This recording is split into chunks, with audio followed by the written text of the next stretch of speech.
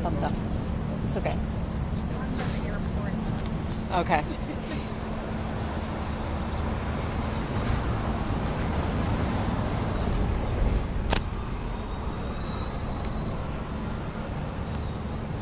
Just waiting for one camera to set up.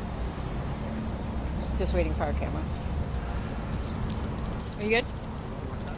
Okay, test. I'm Constable Laura Brabant. I'm a Media Relations Officer with the Toronto Police Service. 1, 2, 3, 4, 5, 6, 7, 8, 9, 10. Okay, thank you everyone for attending today. Deputy Chief Frank Barreto from the Toronto Police Service, along with Chief Superintendent Chris Leather, Officer in charge of criminal operations for the RCMP in Ontario, will be providing an update on the firearm discharge that occurred early this morning at the United States Consulate General of Toronto. Following their remarks, they will take questions. Deputy? Thank you very much. Good morning, and thank you all for being here. I would like to provide an update on the incident that took place this morning. And what that is that at 5:29 a.m. this morning, Toronto Police received reports of a discharge of firearms that took place at 361 University, the site of the U.S. Consulate just behind me. Officers arrived on scene and immediately found evidence of a firearm discharge, shell casings, as well as damage to the building. There were people inside the building. However, this building is highly secure, highly fortified, and there were no injuries. There has also been some evidence to suggest that the firearm discharge may have taken place as early as 4:29 in the morning. There is witness evidence to show that a vehicle traveling westbound on Dundas Street, a white Honda CR-V, turned southbound at University Avenue and stopped in front of 361 University, the U.S. Consulate.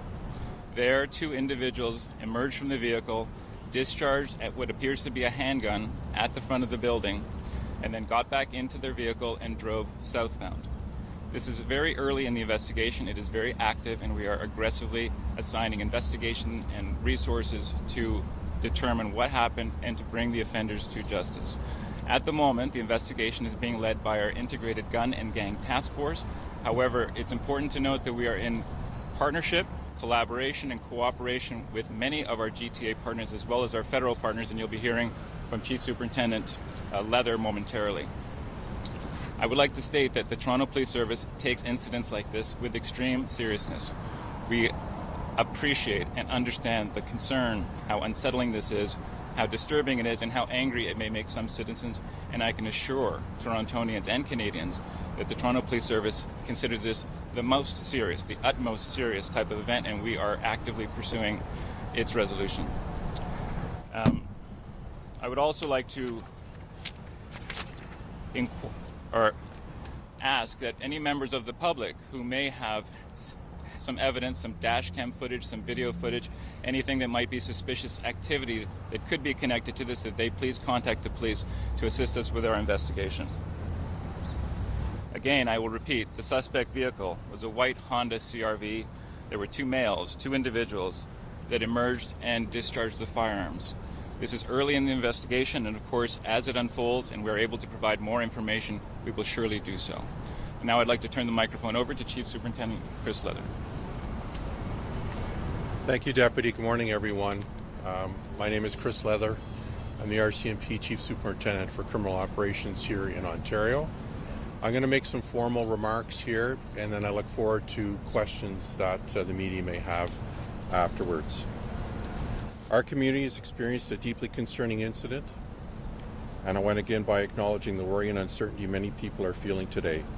Our thoughts are with everyone affected, as well as those who may be feeling unsettled by what has occurred.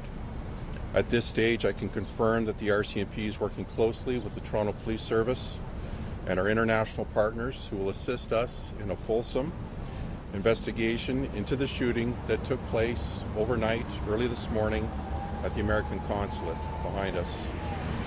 The RCMP's Integrated National Security Enforcement Team, INSET, GTA, has permanent positions for members of the Toronto Police Service, which further increase our capacity to conduct these investigations in real time with established and strong relationships, intelligence sharing, and tactics.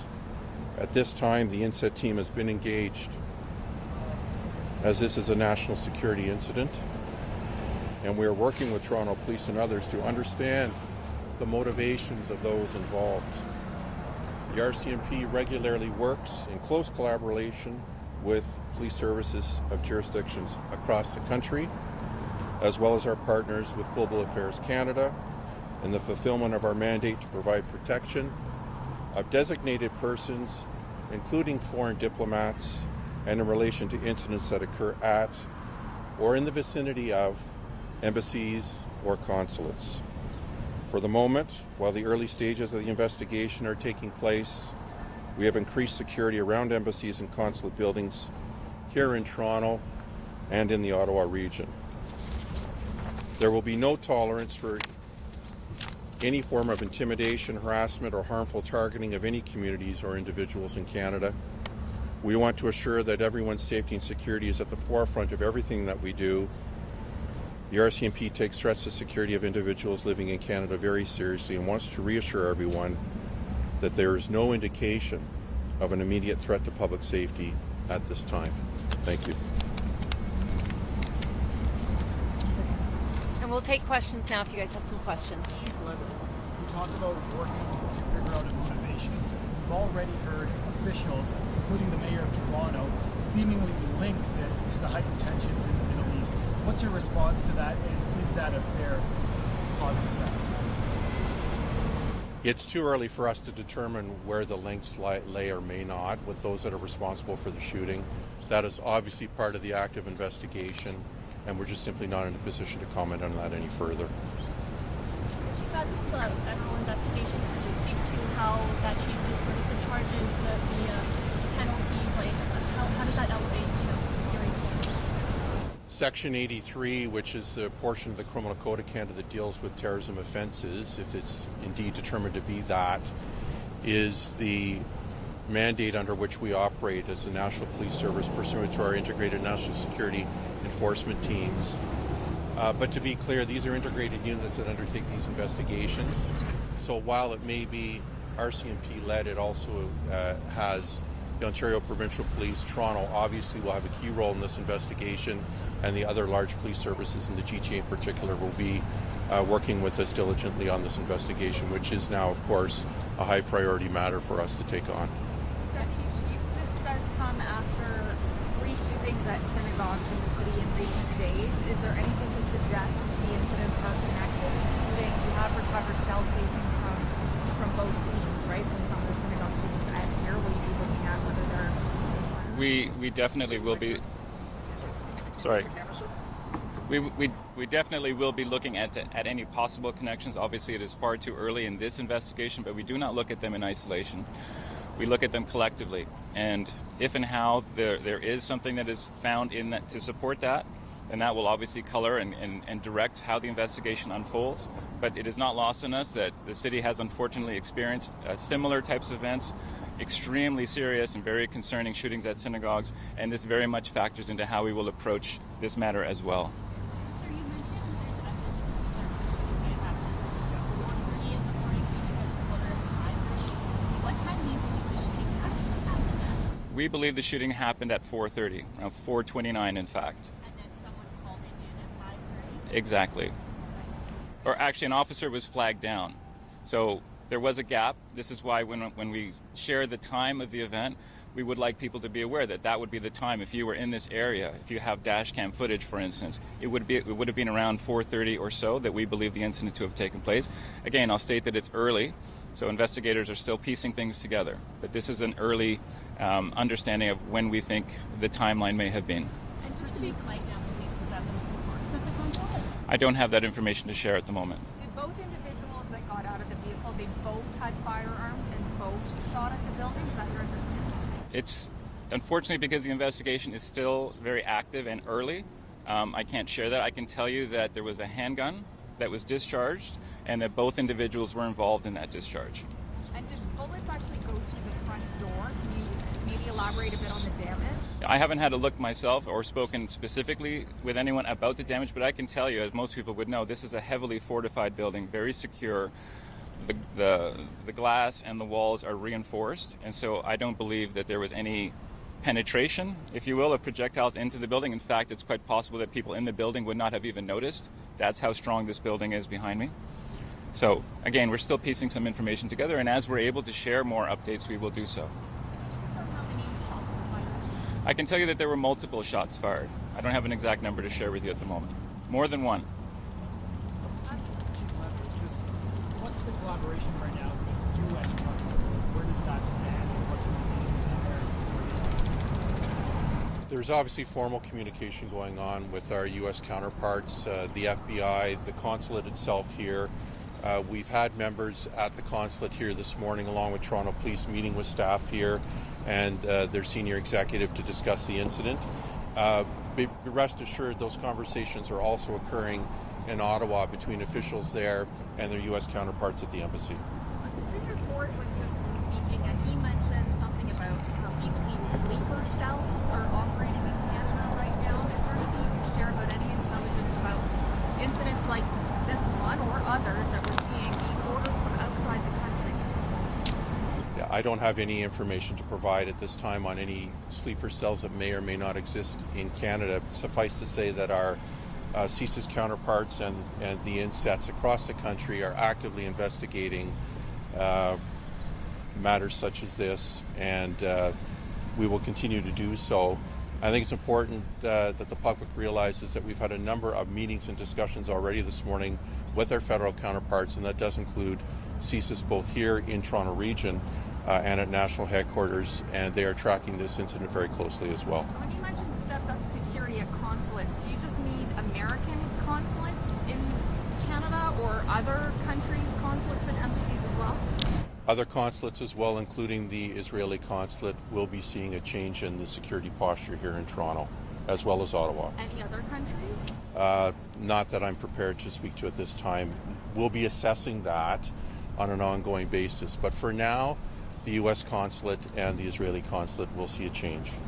So why did you choose those two consulates specifically? Well, I think it's fairly obvious based on the incidents that have occurred here in Toronto and elsewhere that these consulates deserve a heightened amount of vigilance and security at this time, in the hopes that we can bring the temperature down in the coming days and weeks. Has something like this ever happened before with the U.S. consulate shooting at the building? Not in my memory. I can't recall us either investigating or becoming aware of a shooting here, Deputy. I cannot recall a shooting. I do recall many, many years ago a firebomb incident. We're going back a ways. I mean, it won't be lost on anyone that the U.S. consulate is the site of many protests and demonstrations, as well as because of geopolitical events. The Israeli consulate has seen a lot of gatherings, people assembling, expressing themselves. So that this would be a scene where something like this would be where the manifestation of frustration with geopolitical events would happen is not lost on us, but that might in part explain why this building is as secure and as fortified as it is. Do we know how many people were inside the building at the time of the shooting? I believe there were people inside at the time. I can't confirm that. However, as I was mentioning earlier, the building is so fortified, it's quite possible that people inside would not have noticed that there were shots. Pardon me, that there were shots directed at the front of the building. And are you able to confirm, I'm not sure how many shots based on the casing? So I'm afraid I'm not able to share that with you. I can say that it was multiple shots, and there were multiple casings. Last question, please. So what's entailed in determining if this is terrorism related? You mentioned that was a possibility. Well, it's definitely a national security incident because we had the U.S. consulate, after all, struck by gunfire. Whether it's a terrorist event or not, that'll be subject to the investigation that will be undertaken in the coming days and weeks. And that'll be based on the evidence that's collected both here at the scene and subsequently through the work with our partners. Can you just give us an update quickly on traffic? How long is southbound going to be closed? I'm afraid I'm not able to tell you exactly. I mean, I could follow up with you if you like. I'd speak to the people here that are protecting the scene, and rest assured that as soon as we're able to open up traffic, we will. We realize that this is obviously an inconvenience for people, but the investigation is of a very high priority, and we are making sure that we are not leaving anything to chance and looking at every little detail. I'd like to thank everyone for attending today. Just a reminder, if you were in the area early this morning around 4:29, if you're driving and you have dash cam footage, or you're a pedestrian and you have some video surveillance, potentially maybe on a cell phone, to please contact police. No matter how small anything could be to you, evidence-wise, it could be really big for us as a police agency to help us solve this case. So we are requesting anyone with information to please come forward. We will be providing updates to the public when we can make them available. So we will share any updates for the investigation when they become available. Thank you everyone for attending. Thank you. Thanks, Laura.